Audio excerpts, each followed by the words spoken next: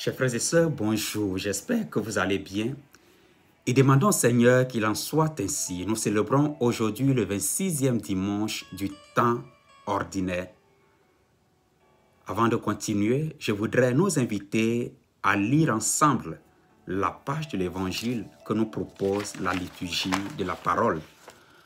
Nous sommes dans l'Évangile selon Saint Marc en son chapitre 9, les versets 38 à 43, suivi du verset 45 et des versets 47 à 48. Pour ne pas rester un peu avec ce zigzag ou pour ne pas nous tromper, je nous inviterai à lire l'Évangile selon Saint Marc en son chapitre 9, les versets 38 à 48. Écoutons. En ce temps-là, Jean, l'un des 12, disait à Jésus, « Maître, nous avons vu quelqu'un expulser les démons en ton nom. Nous l'en avons empêché, car il n'est pas de ceux qui nous suivent. » Jésus répondit, « Ne l'empêchez pas, car celui qui fait un miracle en mon nom ne peut pas aussitôt après mal parler de moi. Celui qui n'est pas contre nous est pour nous. Et celui qui vous donnera un verre d'eau au nom de votre appartenance au Christ, amen, je vous le dis, il ne restera pas sans récompense. Celui qui a un scandale, une occasion de chute pour un seul de ces petits qui croient en moi, mieux vaudrait pour lui qu'on lui attache au cou une de ces meules que tournent les ânes et qu'on le jette à la mer. Et si ta main est pour toi une occasion de chute, coupe-la. Mieux vaut pour toi entrer manchot dans la vie éternelle que de t'en aller dans la géhenne avec les deux mains, là où le feu ne s'éteint pas. Si ton pied est pour toi une occasion de chute, coupe-le. Mieux vaut pour toi entrer estropié dans la vie éternelle que de t'en aller dans la géhenne avec tes deux pieds. Si ton œil est pour toi une occasion de chute, arrache-le. Mieux vaut pour toi entrer borgne dans le royaume de Dieu que de t'en aller dans la géhenne avec tes deux yeux, là où le ver ne meurt et où le feu ne s'éteint pas. Chers frères et sœurs, c'est la page de l'Évangile. J'aimerais seulement nous inviter à rester avec la première partie de cette page de l'Évangile, nous invitant à aller à la messe et écouter et méditer avec la communauté chrétienne cette page de l'Évangile. Quelle est la partie que j'appelle la première partie de cette page de l'Évangile? Il s'agit concrètement de la proposition ou de la plainte de Jean, l'apôtre Jean. Maître, nous avons vu quelqu'un expulser les démons en ton nom, nous l'en avons empêché. Pourquoi? Parce qu'il n'est pas de ceux qui nous suivent.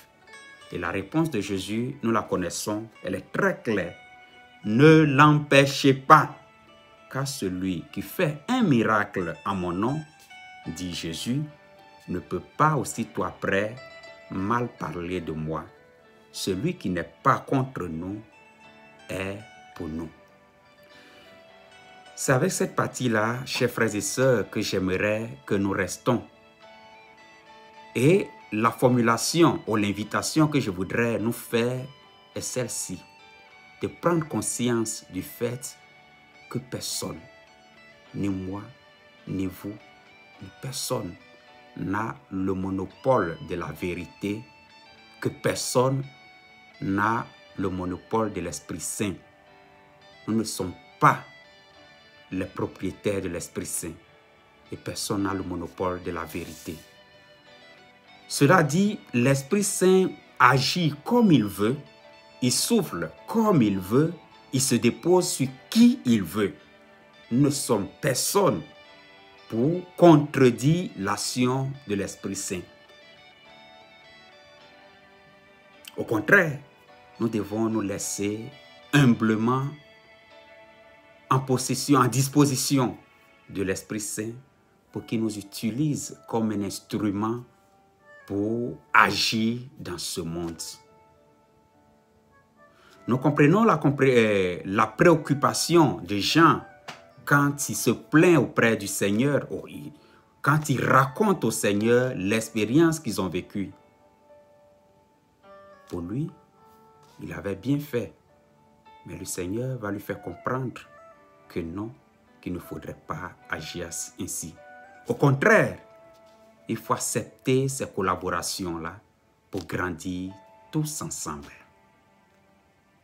Voyez-vous, chers frères et sœurs, j'aimerais prendre un exemple qui peut peut-être nous faire rire, mais qui peut aussi nous faire réfléchir. Quand nous regardons, nous observons l'humanité, nous voyons que nous avons des enfants, des adolescents, des jeunes, des adultes, des personnes âgées. Une variété. Nous voyons que nous avons des hommes et des femmes. Une variété. Nous voyons que nous n'avons pas les mêmes races. Il y a des noirs, des blancs, des jaunes, diversité de races. Une variété. Mais c'est toute cette variété-là qui forme ce qu'on appelle la beauté de notre humanité. En chacune de ces personnes-là réside l'image de Dieu.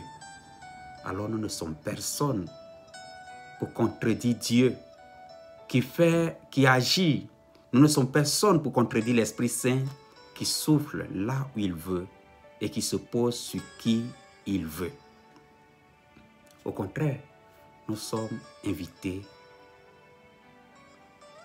à nous venir à l'encontre les uns les autres pour travailler ensemble de manière à ce que cette humanité-là soit encore plus belle. La diversité, ce n'est pas une mauvaise chose.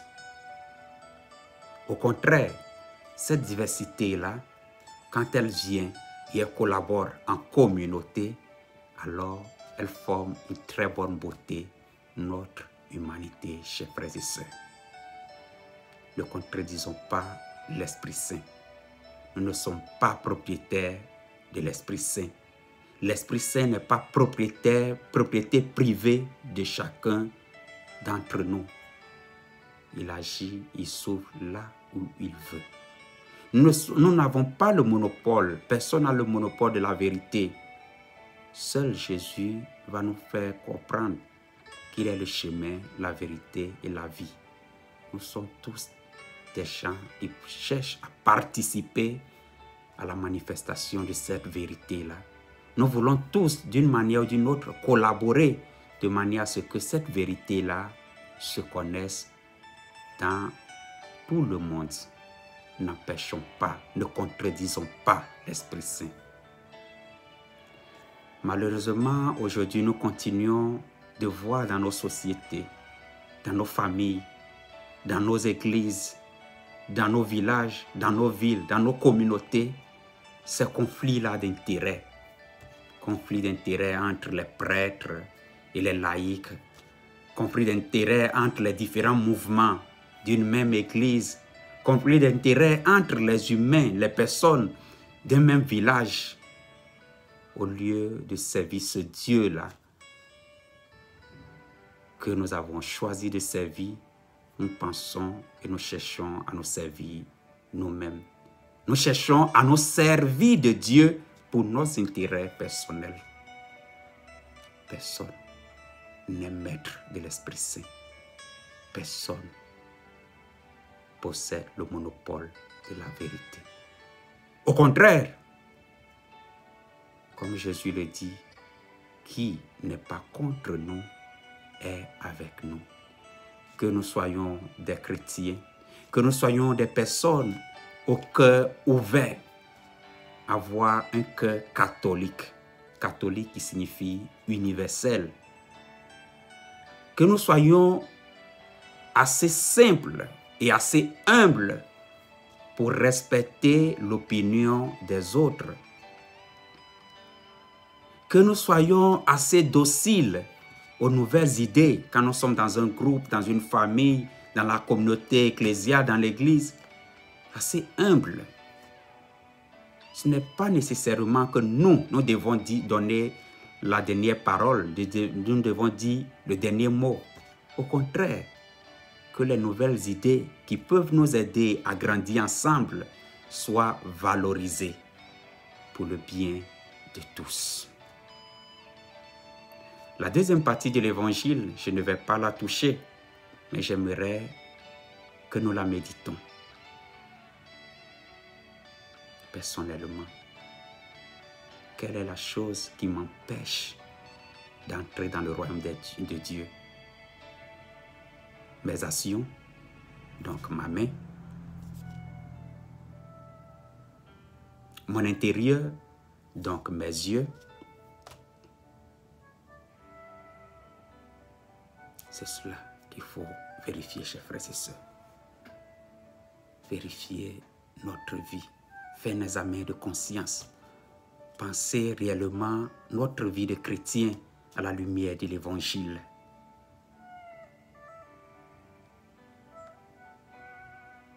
Et savoir être docile, être disponible à l'Esprit pour qu'il nous utilise comme son instrument dans notre vie de chaque jour. Si nous pensons que c'est quelque chose qui est difficile, demandons l'aide de l'Esprit Saint par l'intercession de notre Mère, la Vierge Marie. Ave Marie toujours et en avant. Très bonne journée dominicale à toutes et à tous.